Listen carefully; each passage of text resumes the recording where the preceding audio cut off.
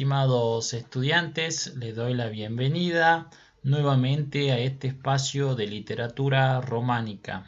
En esta oportunidad vamos a conocer el barroco literario, algunas características históricos sociales y las innovaciones que se produjeron en el teatro del siglo XVII. Comencemos. Como señalé, el tema que nos ocupa en este pequeño video es el barroco, temática que ustedes la van a encontrar en el módulo 3 del material de estudios con el que cuentan. El barroco, primeramente, es un movimiento artístico literario que surge en el siglo XVII en Europa, más precisamente en Italia y como dije, en diversos lugares de Europa y Hispanoamérica también. Este movimiento se va a caracterizar por una profunda contraposición hacia los postulados renacentistas. Recordemos que el Renacimiento es un movimiento que le antecedió al Barroco y tenía como objetivo la revitalización o de alguna manera el renacer de los antiguos clásicos latinos. También se dio gran importancia a la lengua latina. Algunos poetas renacentistas las emplearon en sus obras. Y el Renacimiento es un cambio de mirada hacia la vida en relación a la Edad Medieval. Recordemos que en la Edad Medieval existía una mirada teocéntrica en donde todo giraba alrededor de Dios, y con la llegada del Renacimiento se pasa a una mirada antropocéntrica. Siguiendo lo que es el barroco, este movimiento viene a dejar atrás todos los predicamentos del Renacimiento y nos trae una mirada más pesimista, más desengañada de la vida. Los escritores y los literatos barrocos no ven un posible futuro positivo, sino ven la vida como algo engañoso, algo falso. El término barroco es tomado de el portugués, que de alguna manera significa o designa a un tipo de perla irregular que no tiene una forma uniforme. Y este barroco se va a caracterizar por la libertad para distorsionar, jugar con las formas, para crear nuevas formas con recursos literarios excesivos, es decir, con mucha ornamentación. Por último, se puede decir que en lo que respecta a las expresiones literarias barrocas, van a tener cierta correspondencia con la Contrarreforma católica. En lo que respecta al plano histórico o a las características históricos sociales que se presentaron en Europa, como señalaba, es importante el dato de la religión, el conflicto entre protestantes y la Iglesia Católica, el el grupo de los protestantes, encabezados por Martín Lutero, tenían la visión de renovar diversas normativas o pautas establecidas por la religión católica. No estaban conformes con lo que predicaba la Iglesia católica. Y la Contrarreforma católica viene a ser una respuesta a este suceso o a este conflicto que de alguna manera tenía como objeto impedir o frenar que estos protestantes expandieran sus ideales por distintos territorios de Europa. La Contrarreforma de alguna manera ideó una serie de reorganizaciones y reafianzó lo que sería las diversas ideas y nociones para, como dije, impedir que avancen estas ideas protestantes. También otro dato importante es la creación de las monarquías absolutas, es decir, se concentraba el poder en el rey. El rey tenía todo el poder sobre su territorio y estaba por sobre todas las leyes. Otro dato importante del siglo XVII fue el terrible golpe que sufrió España. España se encontraba en una gran problemática demográfica debido a enfermedades, pestes, problemas económicos y problemas relacionados con las guerras. En lo que respecta al plano ideológico, los escritores barrocos o literatos barrocos, pensadores filosóficos, tenían una visión bastante pesimista, como señalé al inicio, una visión de negatividad hacia el futuro. Se pensaba el mundo como una mentira, un teatro, una falsa. Es así que surgen los tópicos como el Tenfugit o el Lubitsun, que por ahí dan cuenta de la vida pasa rápidamente, hay que disfrutar la vida es un paso muy pequeño por el que el hombre debe disfrutar cada momento. Ahora, en lo que respecta a las características literarias, se puede decir que tienen mucha consonancia o correspondencia con el contexto que atravesaba Europa. Los textos van a dar cuenta de la peste, el hambre, la muerte, el pesimismo, este mundo falso, el mundo como un teatro. Y son temas que se van a volcar en la comedia, que fue el género que apareció en este momento. Se va a hacer un uso cargado de diversas figuras retóricas, como dije al inicio.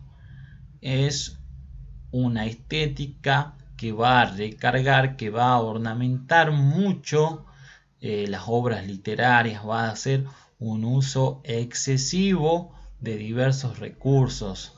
entre ellos la metáfora, se va a emplear el sarcasmo y la ironía, la melancolía, y también va a crecer el gusto por lo deforme, por lo feo, por lo desagradable, lo grotesco. Por allí son algunas temáticas que van a encontrar en algunos textos. En lo que respecta al teatro, se convirtió en un espectáculo de gran concurrencia, un espectáculo por excelencia y un sitio que tenía como objeto hacer que las personas olviden de manera temporal la situación que estaban atravesando. Estas obras teatrales primeramente eran representadas en corrales, que eran patios en casas, y posteriormente se empezaron a construir edificaciones más adecuadas para poner en escena diversas obras. Como dije, la obra que surgió y por ahí la más representada era la comedia, la mezcla entre lo trágico y lo cómico. Estas obras abordaban diversas temáticas: lo pastoril, el amor, sucesos históricos, religiosos, entre otras cuestiones. En lo que respecta al teatro, la puesta en escena propiamente dicho, también sufrió diversas modificaciones en relación al Renacimiento. Las obras se hicieron más largas, con una duración de 5 horas, y se introdujo una serie de secciones que el teatro renacentista no contaba, como la loa, que era una introducción para hacer alguna alabanza o algún pedido al público. Entre el acto 1 y 2 se introducían pequeñas obras que eran los entremeses, pequeñas obras humorísticas para el divertimento del público. Así también se incorporó el baile y la música. En lo que respecta a las características del teatro barroco, estas fueron introducidas por Lope de Vega. Lope de Vega, en un pequeño texto que tiene El arte nuevo de hacer comedia, va a mezclar lo verosímil con diversas variedades de temas trágicos y cómicos. Y es allí en donde se establece la aparición de este género, que es la tragicomedia. También encontramos ruptura de las tres unidades. Las tres unidades eran elementos establecidos por los renacentistas y básicamente establecían que una puesta en escena debía corresponderse con un solo día, un solo espacio y una sola temática. Esto es a lo que se refieren las tres unidades. El teatro barroco no va a seguir estas unidades. La división en tres actos, el Renacimiento hacía un solo acto, se va a mezclar el verso y la prosa, y se va a crear lenguajes diferenciadores, teniendo en cuenta el rol que desempeñen los personajes dentro de determinada obra. Por ejemplo, un rey tenía que tener un vocabulario acorde al de un rey, o el de un caballero también en correspondencia a su eh, clase social. También se incorporan elementos musicales, que fue otra innovación. Como dije, el teatro se convirtió en un espectáculo nacional, un espectáculo al que acudían gran cantidad de personas. Se empezaron a establecer lugares. Recordemos que en los inicios eran corrales, posteriormente se empezaron a hacer teatros y aparecieron las compañías teatrales. Ahora bien, los temas que se presentaban en las obras barrocas eran por lo general el honor, la honra, la conquista, el amor, la fe, la religión, la defensa del orden, entre otras temáticas. Y los personajes eran personajes estereotipados que también tenían mucha correspondencia con la situación social o con el lugar de procedencia de la obra. Entre los personajes se destaca el galán, la dama, el gracioso, el criado, el villano, el poderoso, el caballero y muchos otros más.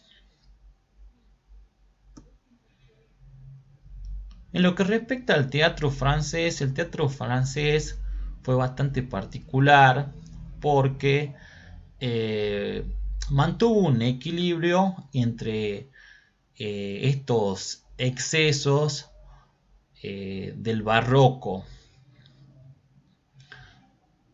El teatro francés respetó las reglas de las tres unidades que de alguna manera se practicaban en el teatro renacentista. Esto por ahí es un dato muy curioso porque, como dije anteriormente, el barroco no seguía las reglas de las tres unidades, pero el teatro francés sí las respetaba, que eran la unidad de acción, todo transcurre en un determinado tiempo y en un mismo lugar. Las piezas respondían al buen gusto y al decoro, y los autores del teatro barroco francés trataban de recrear situaciones verosímiles y se oponían a lo fantástico o sobrenatural. Por lo general no había una mezcla entre lo trágico y lo cómico, no había tragicomedias ni mezcla de géneros, sino que estaba bien distinguido el género.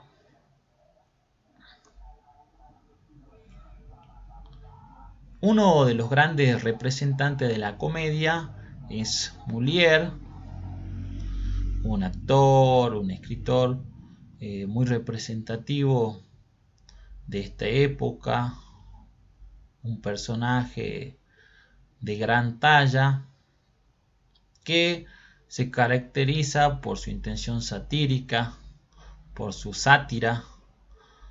En sus textos expone temáticas que tienen que ver con los vicios, los defectos de una sociedad, expone los diversos sujetos sociales que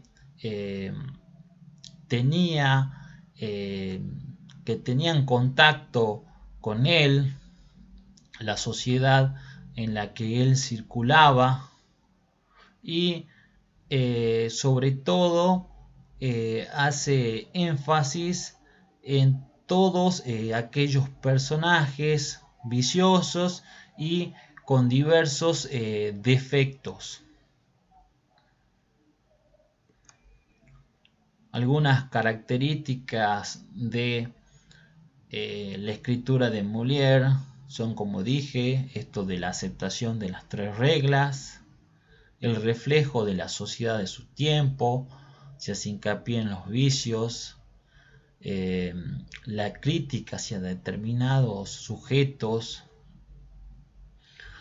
Los textos de Molière tienen cierto tono moralizante y describe de alguna manera sucesos verosímiles, sucesos muy próximos a él, y profundiza mucho en el interior, en la psiquis de los personajes. Podríamos pensar como textos muy realistas. Se hace uso de múltiples recursos, los gestuales, el juego de palabras, entre otras cosas. Tiene un gran lenguaje expresivo siguiendo las reglas del decoro. Bien, estudiantes, esto ha sido todo. Espero que este video le haya sido útil para comprender algunas temáticas del módulo 3. De esta manera, espero sus comentarios en plataforma. Espero que se encuentren muy bien. Hasta luego.